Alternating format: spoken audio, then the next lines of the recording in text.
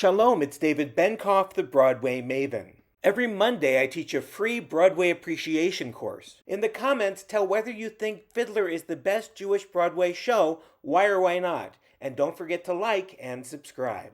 That song was, what could it be, the fiddler on the roof who fiddles every night and fiddles every noon, dum bum bum bum. And they just took it out and kept the tune. But it initially was quite a bit more.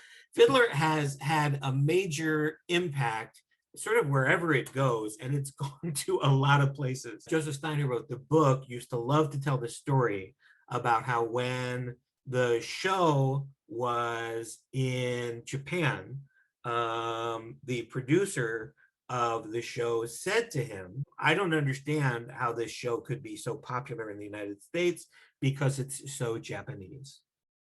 The idea being that there's these themes, I see a lot of smiles. There are these themes in the show that are really universal, and they're so universal that people don't understand sometimes how they could be Jewish.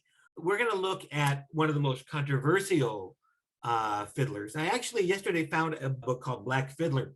And of course, today you have people of all races doing fiddler. You have multiracial casts. I saw an Asian muttle one time, and in a multiracial production of the show.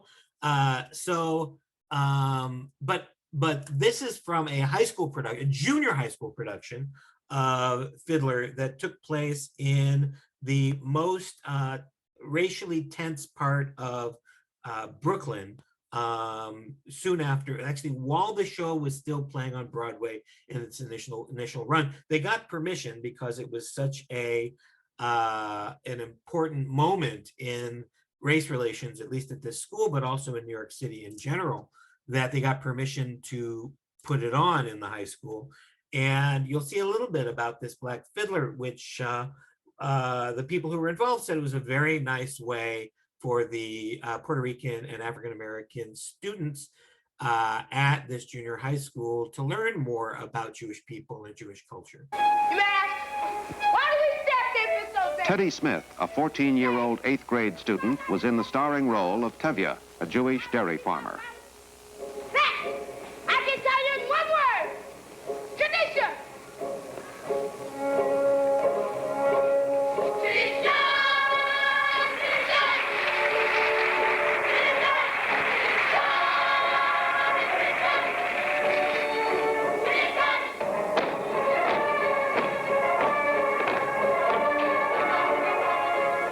In the play, Tevye's world is constantly threatened by poverty, by the rebellion of his daughters, and in the end by the Russians, who force him and every other Jew in the village to leave.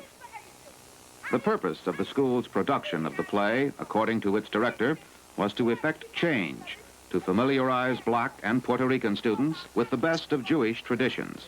You ask, how did this tradition start? Well, I'll tell you. I don't know. What is the tradition?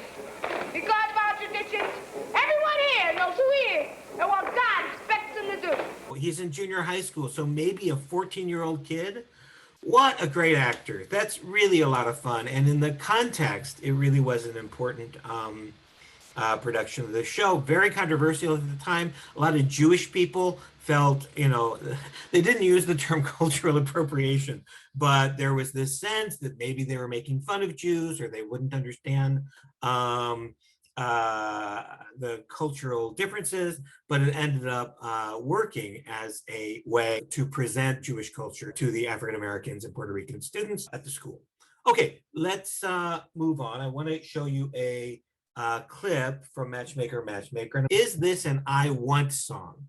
And we've talked in classes about I Want songs, which are very common in musical theater, where early, usually like the second number, you have a character talking about what it is that he or she wants. So, gotta find my corner of the sky from Pippin. He says, I want to find my corner of the sky. Or maybe far away and maybe real nearby, where Annie talks about her dream of having a family again. Or while we're at it, part of your world, where Ariel talks about how she wants to go above to the surface. So those are I want songs. And the question is Matchmaker, Matchmaker, which comes second? So second numbers are very often I want songs. Is this an I want song? Why or why not? I wonder if Yenta found a husband for you. I'm not anxious for Yenta to find me a husband. Not unless it's Malta the tailor. I didn't ask you. Saito, you're the oldest. They have to make a match for you before they can make one for me. And then after her, one for me. So if Yenta brings you... Oh, Yenta. Well, somebody has to arrange the matches. Young people can't decide these things for themselves. She might bring someone wonderful. Someone interesting. And well off. And important. Matchmaker, matchmaker, make me a match. Find me a find, catch me a catch. Matchmaker, matchmaker, look through your book and make me a perfect match. Matchmaker, matchmaker, I'll bring the bell. You bring the groom, slender and fair. Bring me a ring, for I'm longing to be the envy of all I see.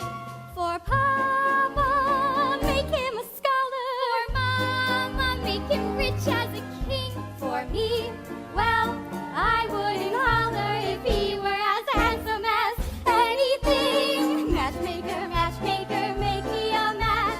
Find me a find, catch me a catch. Night after night in the dark I'm alone, so find me a match of my own. Since when have you been interested in a match, Hava? I thought you just had your eye on your books. And you have your eye on the rabbi's son. Why not? We only have one rabbi and he only has one son. Why shouldn't I want the best? Because you're a girl from a poor family. So whatever Yenta brings, you'll take. Right? Of course, right. So you need to notice there's all this imitation of Yenta. Yenta has very specific speech patterns, right? Of course, right. Where she, and they imitate her exactly, trying to pretend like they're the matchmaker.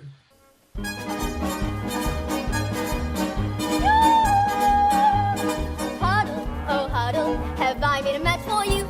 He's handsome, he's young, alright, he's 62, but he's a nice man, a good catch, true?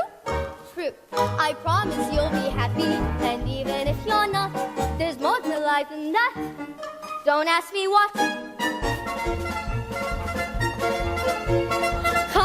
I found him, will you be a lucky bride?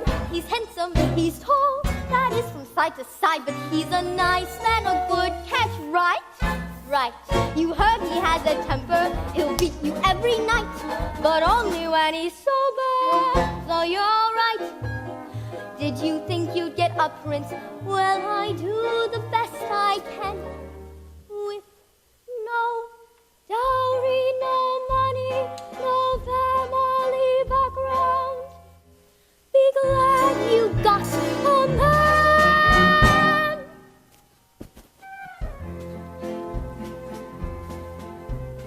Matchmaker, matchmaker, you know that I'm still very young. Please take your time. Up to this minute I misunderstood that I could get stuck for good. Dear Yenta, see that he's gentle. Remember, you were also a bride. It's not that I'm sentimental, it's just that I'm terrified. Notice that some of the language, matchmaker, matchmaker, look through your book, right? Matches come in books, right? So that's a fun one. Girl could get burned. Matchmaker, matchmaker, plan me no plans. I'm in no rush. Maybe I've learned. Playing with matches, a girl can get burned. So bring me no ring, groom me no groom. How about groom me no groom? Come on. Isn't that great? Groom me no groom. It's such a wonderful thing to say to your matchmaker. Find me no find, catch me no catch, unless he's a matchless match.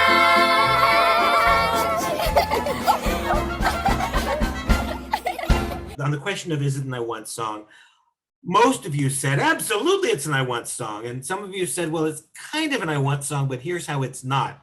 But I'm going to make the argument that it's not an I Want song. It starts maybe as one, but it ends up as a what I don't want song, where they are, they start by saying, make me a match. And hey, who could make a match without a matchmaker? And then it becomes, well, I don't want this kind, I don't want that kind, I don't want that kind. Is this a feminist song? Is Matchmaker a feminist song? Why or why not? Hi, I think it is not a feminist song because I think what they realize is that they don't, although they have wants, they don't have the power to get what they want at that point in the show. Good. And feminist is about women's choices, right? Feminist. Right. On the other hand, maybe they're declaring that they want choices. Maybe makes it feminist. I don't know. I would agree that they think that they know what they would want, Right. but I don't think they have any image that they have the power to get it. As we move on, think about who is Tevye's best friend. I showed you 3 high school versions of the bottle dance. And those of you who are my ongoing students know that I just love high school music. The best high school musicals can be near Broadway quality. And Jerome Robbins the estate requires that all productions of Fiddler use his choreography. So the bottle dance, which is very difficult, amateur and high school productions have to find a way to put it on.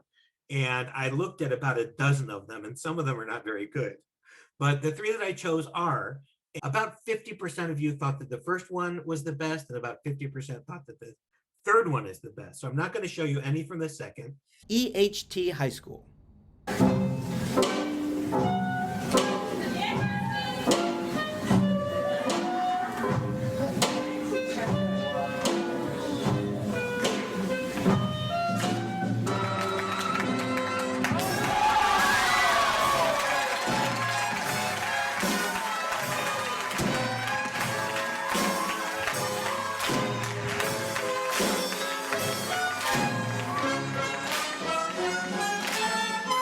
Los Angeles Baptist High School.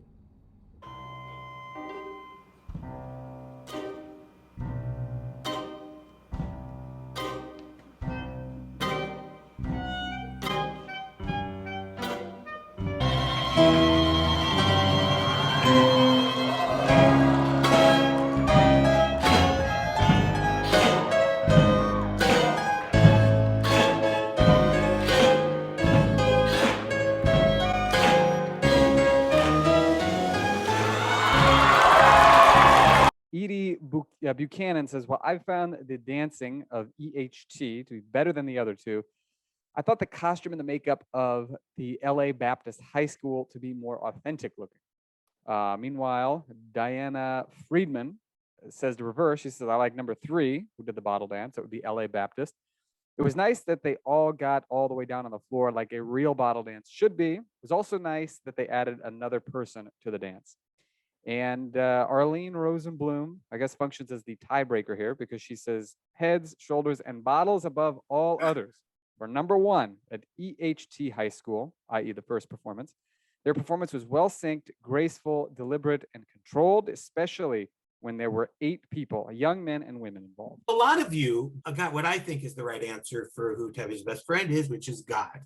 He is surrounded by women, his wife, his children. He has rivalries with some of the people in town, and he's a kind of alone, but he's close to God. And I'm about to show you, it is shocking to me that this is a high school. If I Were a Rich Man, it is so well done. And one of my students says that the guy who played it is probably like the high school quarterback or something like that, which is part of why the audience reacts so positively. But whether it is or it isn't, it's just a great performance of If I Were a Rich Man. So I'm going to show you the whole thing because it's very, very good. If I were a rich man, all day long and busy long. If I were a rich man, oh, I would have to work hard.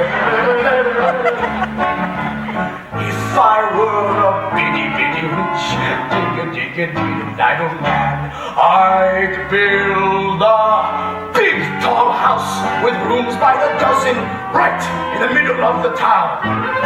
A fine tin roof with real wooden floors below. There would be one long staircase just going up, and one even longer going down, and one more leading nowhere just for show. I'd fill my yard with chicks and turkeys and geese and ducks for the town to see and hear, squawking just as noisily as they can, with each loud quack and whoop-oh and whoop-oh and whoop-oh, land like a trumpet on the ear, as if to say, here lives a wealthy man.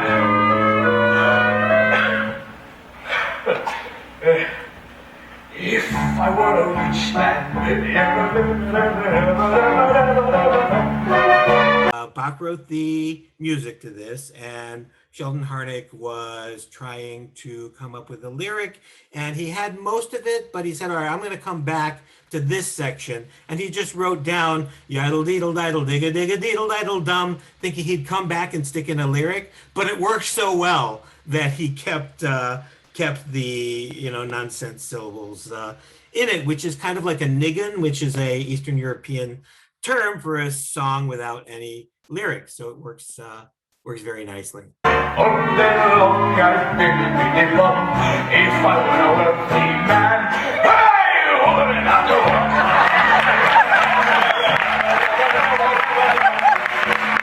If I were a pretty rich, digga diddle man, I'd see my wife, my Golda, looking like a rich man's wife with a proper double chin, supervising meals to her heart's delight. I'd see her putting on airs and strutting like a peacock. Oh, what a happy mood she's in, screaming at the servants day and night. So some of you in the chat are talking about what his choreography tells you about the actor. I want you to think a little bit about what the choreography, which remember, this is similar to the choreography you see on Broadway, you see in the movie, because the Robbins Estate wants all of the choreography to be the same, right? And that thing where he does, it's just amazing, some of his dancing. But what does the choreography not tell you about the actor? What does the choreography tell you about Tevye? I think is a more important question. So think a little bit about that. You're welcome to put your comments in the chat. The most important men in town would come to follow me. They would ask me to advise them, like Solomon the Wise.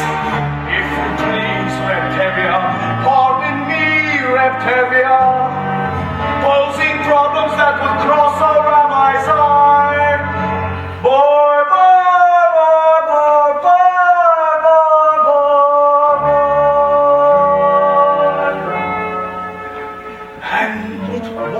one bit of difference if I answer right or wrong, because when you're rich they think you really know.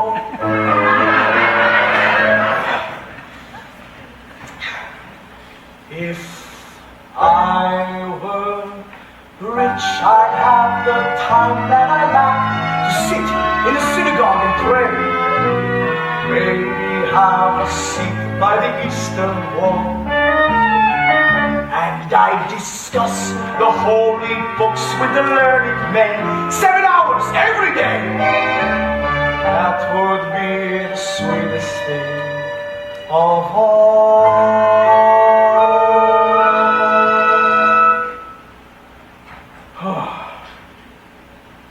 If I were a rich man, all day long I'd be bum. If I were a wealthy man, I wouldn't have to work hard. Lord, who made the lion and the lamb, you decreed I should be what I am. Would it spoil some vast eternal plan if I were a wealthy man?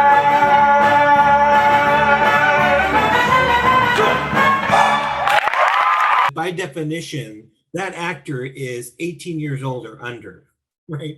Theoretically 19, but almost certainly he's 16, 17, or 18, and just does a wonderful job, which goes along with what I keep telling you, which is some of the best Broadway takes place on high school stages. He did a Yiddish version of Fiddler. Now, it had been translated to Yiddish decades ago, but they've done a contemporary one. Some of the actors don't even speak Yiddish, and the audience is not expected to know Yiddish. They aren't even necessarily expected to know Fiddler, but if you do know Fiddler and you go, everything tends to make sense, is what everybody that I know who has seen it, is that it all falls into place. You don't need a program or subtitles, etc. You can figure out what's going on.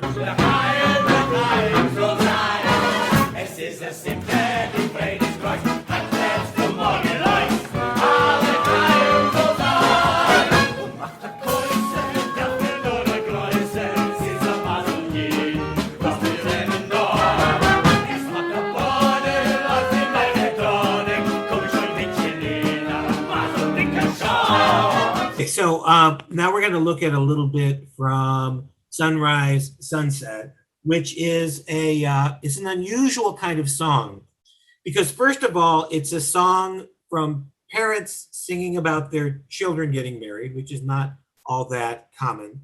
There's a lot of interesting relationship songs in this show. For example, To Life, which we just watched, is a song between a father-in-law and his prospective son-in-law. That's something that Lin-Manuel Miranda has talked about.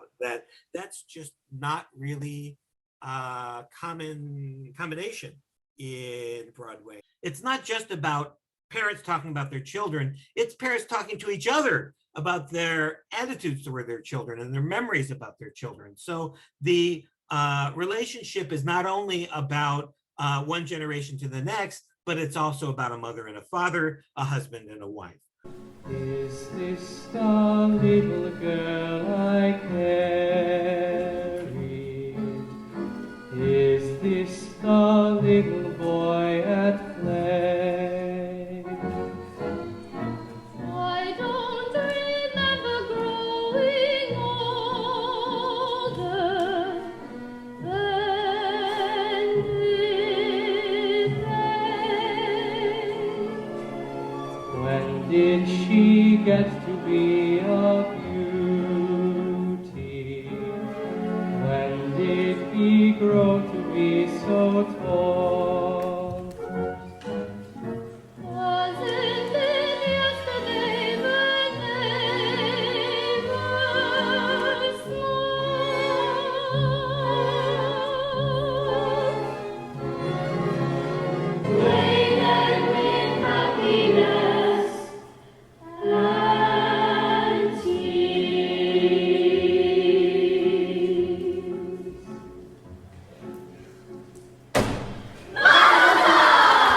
Those of you who have seen my video about Broadway buttons know a button is like at the end of the song where it goes, Alexander Hamilton, bump, where after you get that last bump, that's the button that says, okay, time to applause. That's a button. And here they make the button stomping on the glass, which is an unusual way to do it. If you haven't seen my video on that, it's pretty interesting. There's a question in the chat that I want to answer because it's pretty important. The song Sabbath Prayer is not discussed a lot when people talk about this show. Actually, when I was a kid, it used to be something that we would sing at camp and we would sing at Shabbat dinner. This was in 76, 77, 78, so it was a lot closer to the show and the movie, where may God bless you and grant you long life, and we would sing that. But one of the things about that song's role in the show is it doesn't really move the action forward.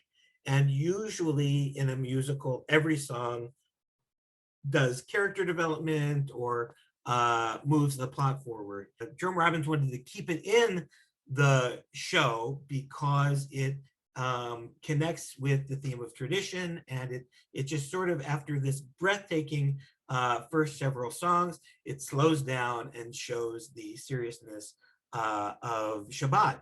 By the way, while I'm saying Shabbat, it's interesting that the only actual Hebrew or Yiddish that you hear Mazel Tov and you hear L'chaim. But for the most part, if they say Messiah, they say Messiah. If they say Shabbat, they say Sabbath. That they were careful to avoid too much Yiddish, too much Hebrew in order to be as accessible as possible. I just have a few clips that show you why I don't like the second act. The song that I like the least in the second act is Do You Love Me? I know some of you like that song. Here, I'm conflicted by it because the girl, this is a high school production, the girl who plays Golda has got a great voice. So I have to admit that that's pretty well done. But the second act I find underwhelming, but I'll show you just snippets of each of the numbers in the second, of the main numbers in the second act. I used to tell myself that I had everything, but that was only half true. I had an aim in life, and that was everything, but now I even have you. Golda, do you love me? Do I what? Do you love me? Do I love you? With our daughters getting married and this trouble in the town, you're upset, you're worn out, go inside, go lie down. Maybe it's indigestion. No, Golda, I'm asking you a question. Remember Perchik, that crazy student? So this song is called The Rumor, and it isn't in every version.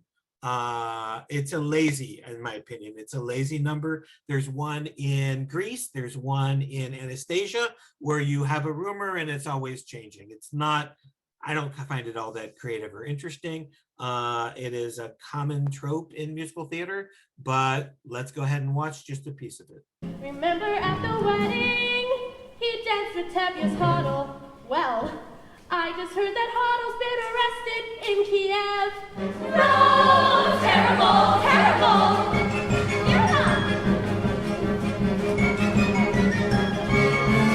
You remember Perchik, that student from Kiev? Remember how he acted when fighting on every battle? Well, I just heard that Bartok's been arrested for dancing at the wedding. How can I hope to make you understand why I do what I do?